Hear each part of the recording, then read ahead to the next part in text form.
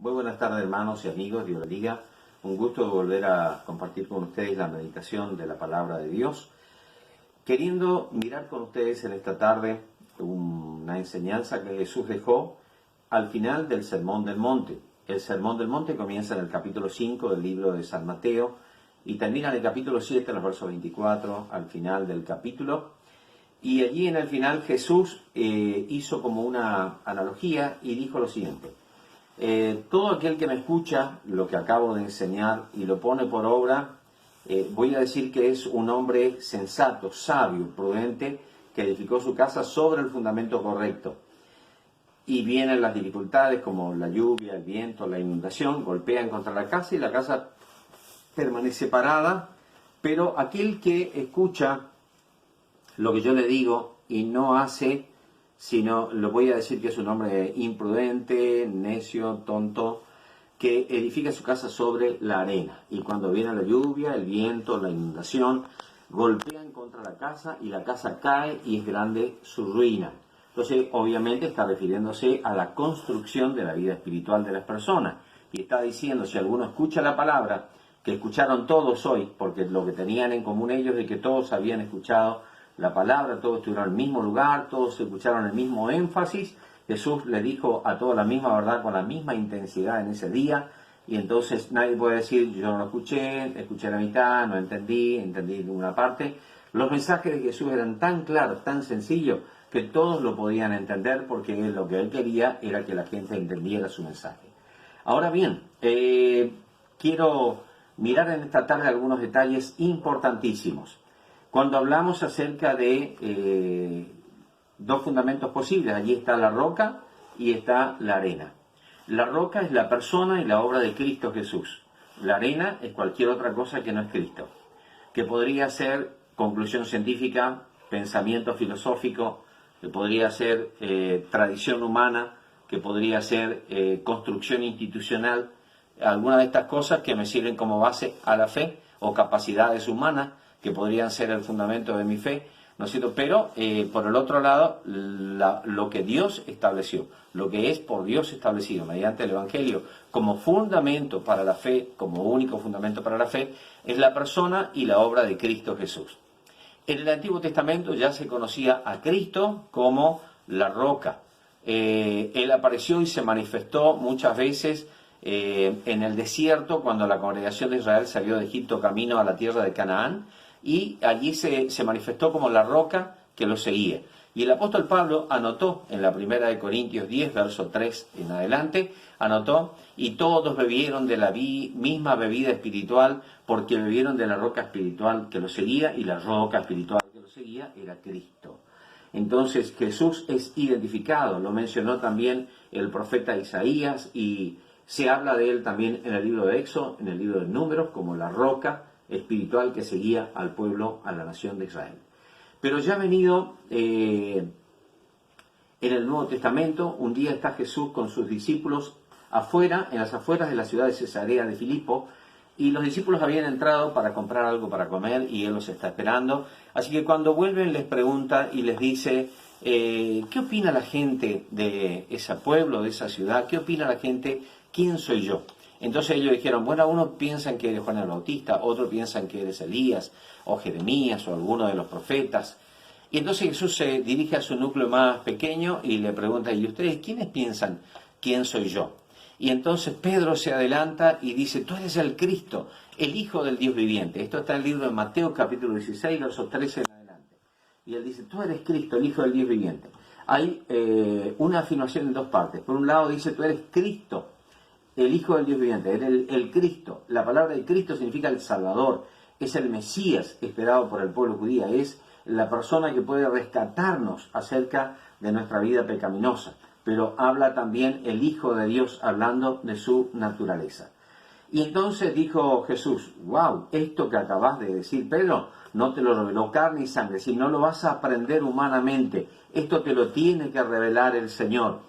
Y entonces dice, y yo también te digo que tú eres Petros, una piedra pequeña, una parte de piedra, pero sobre esta roca edificaré la iglesia. Entonces, ¿quién es la roca? La roca es Cristo, su persona y su obra, lo que Él es y lo que Él hizo. Esto es la base fundamental para nuestra fe. Y el apóstol Pedro decía allí en 1 Corintios 3, verso 11 en adelante, él decía, porque nadie puede poner otro fundamento que el que ya está puesto, el cual es Cristo Jesús. O sea, el fundamento está puesto por Dios. Y la piedra basal, donde se asienta la iglesia, donde se asienta la construcción de la iglesia de Cristo, pero también donde se asienta la fe personal del cristiano, es la persona y la obra de Cristo. Quiero decirte, entre paréntesis, que el apóstol Pablo, cuando se convierte, él era un judío del grupo de la secta de los fariseos, fariseo, digamos, un hombre celoso por guardar los pequeños detalles de la ley judía, ¿no es cierto? Pero cuando se encontró con Cristo, él enseguida se dio cuenta de estas dos verdades y dijo él también que se esforzó en predicar anunciando que Jesús era el Cristo y que Jesús era el Hijo del Dios viviente. Porque estas dos verdades, el hecho de ser el Cristo y el hecho de ser el Hijo del Dios viviente, su persona y su obra, o su obra y su persona, son el basamento, la piedra fundamental de la iglesia.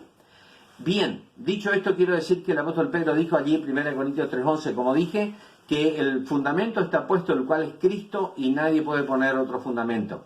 No para edificar la iglesia de Cristo. Ahora, dice el verso 12, pero cada uno mire cómo sobreedifica, es decir, mira cómo cada uno construye su vida espiritual sobre ese fundamento, sobre ese basamento.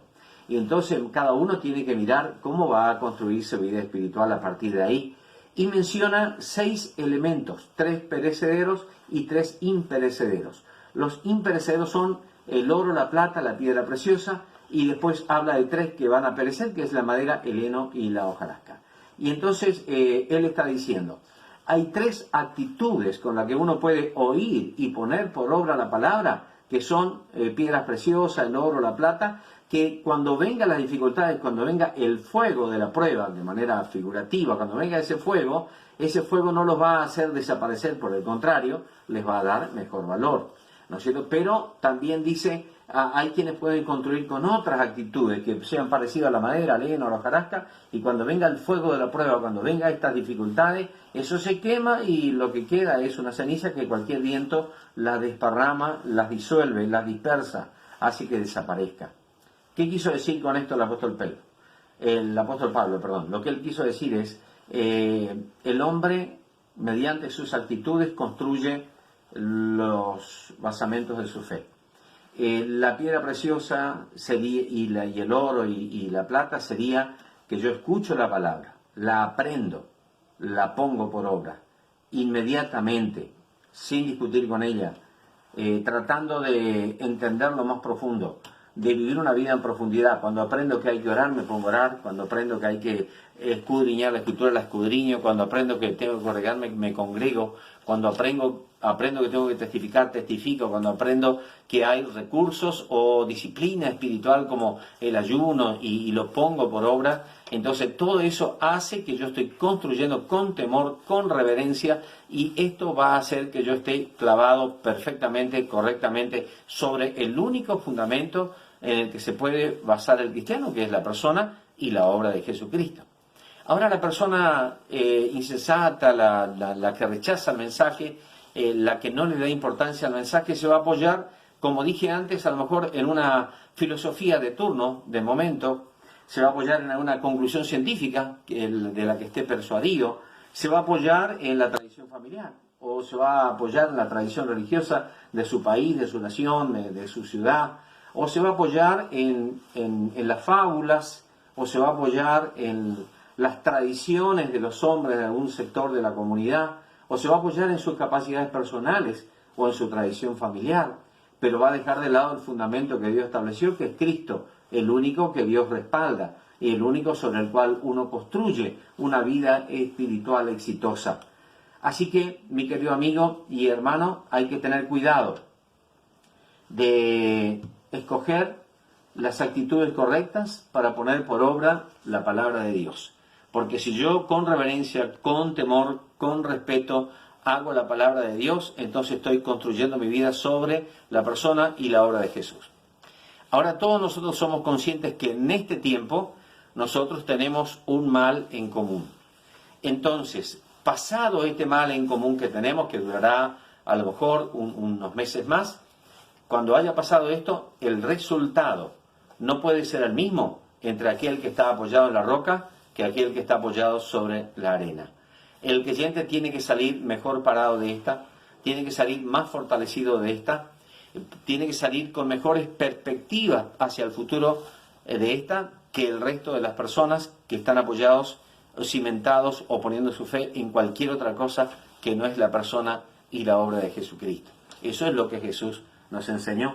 Así que haga un esfuerzo, haga una correcta determinación. Acuérdese que la sobreedificación es una responsabilidad personal, eso nos corresponde a nosotros. No podemos encargar a los demás que los demás velen por el crecimiento espiritual nuestro. Eso es una responsabilidad personal, algo que personalmente tiene que ser tramitado. Así que Dios te bendiga, amigo, Dios te bendiga, hermano. Espero que en alguna manera esto te ayude a pensar y a determinarte, a decidirte. Nosotros hemos pasado muchísimas dificultades como personas, como familia, como congregación a veces, pero siempre hemos visto lo mismo, que mientras tanto hemos permanecido en Cristo, de alguna manera el Señor nos ha sacado en victoria, siempre nos ha sacado en victoria al lugar más espacioso, a una cosa mejor y a algo más grande, ¿no es cierto? Porque las dificultades son comunes para todos, pero no todos están cimentados sobre el fundamento que Dios estableció. El fundamento establecido por Dios es Cristo Jesús, la roca. Quiero decirte esto para terminar. Una palabra que usa el apóstol Pedro, que a mí me llamó mucho la atención. Me hizo entender un montón de cosas. Y él dice, Jesús es la roca. Bien. Dice, si alguno cayere sobre él, será quebrantado. Y como diciendo, si venís a él, él te va a perdonar. Te va a hacer ver tus errores, pero te va a hacer enfrentar tus pecados, te va a perdonar los pecados y va a transformar tu vida. Eso es lo que Cristo va a hacer si vos caés sobre él. Pero en el versículo siguiente dice, pero aquel sobre quien él cayere, sobre quien el juicio de Dios cayere sobre él, cuando la roca cayere sobre él, será desmenuzado, es decir, partido en partes, terminado. Entonces, hoy tenemos la oportunidad de acercarnos libremente a Jesús. Él nos espera, el tiempo de la gracia está abierto, el tiempo de la iglesia está abierto para que te acerques a Él, recibas el perdón de los pecados y puedas empezar a aprender cómo edificar tu vida espiritual sobre el fundamento que es la roca, el único fundamento que está puesto por Dios. Pero además, otra cosa, digamos, cuando vengan las dificultades, tu vida no va a ser la misma. Te vas a dar cuenta que encontrás una fuerza y encontrás un ánimo y encontrás una inspiración distinta que no tenés si no tuvieras comunión con Él. Cierro pensando en 2 Corintios 4, versos 6, 7, 8, 9, cuando dice que estamos como atribulados en todo, pero no sin salida, que hemos sido como derribados, pero no estamos muertos, que hemos sido perseguidos, pero no estamos desamparados. ¿Por qué? ¿A qué se refiere? Está diciendo, te pasan las cosas que le pasan a todos los seres humanos, pero al tener comunión con Dios hay una diferente esperanza. Es lo que Jesús enseñó en Mateo 7, verso 24 al 27. Dios te bendiga. Oramos a Dios. Padre, en el nombre de Jesús, oro con mis amigos y hermanos que están allí a la distancia para pedirte, alcánzalos, tócalos en esta hora. Permite, Señor, que sean renovados, fortalecidos, afirmados sus pensamientos y sus corazones en Cristo Jesús. Obra poderosamente, Dios, para traer salud, para traer liberación, para hacer una provisión económica, para traer abrigo, para traer alimentos en cada casa, que no falte la esperanza. En el nombre de Jesús. Amén.